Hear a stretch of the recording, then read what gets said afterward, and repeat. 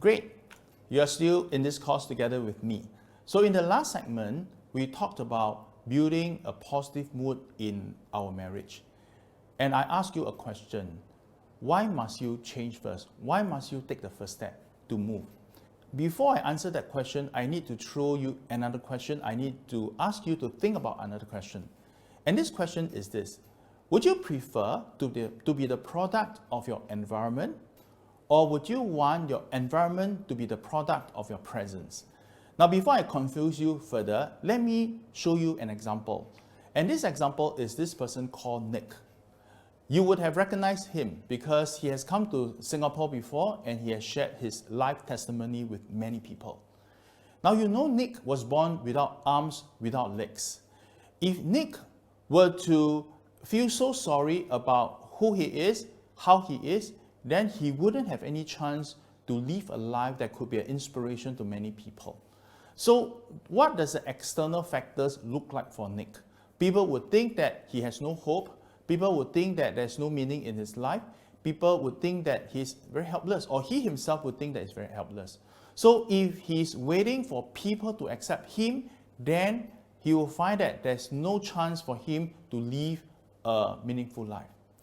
However, thankfully, Nick did not choose to wait for people to accept him.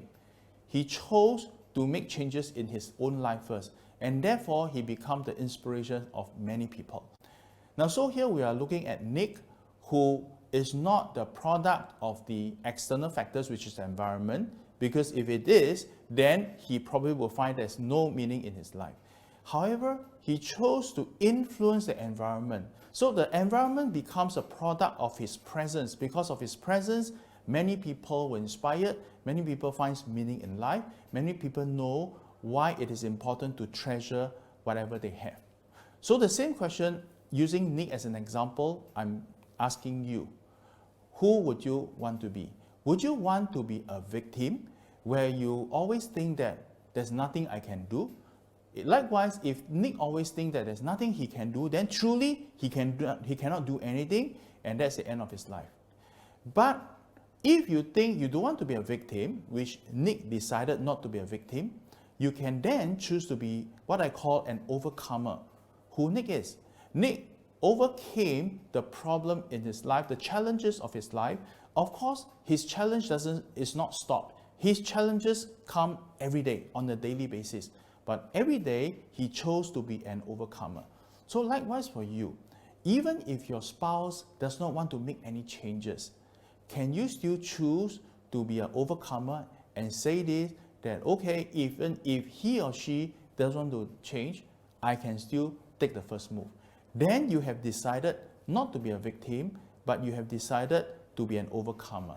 So that answers this question, why do you want to change first? Because you choose to be an overcomer. So think about that, consider that.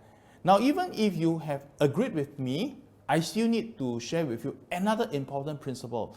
Because to go in this journey, to face the challenges in your marriage, it's a journey, it's a marathon.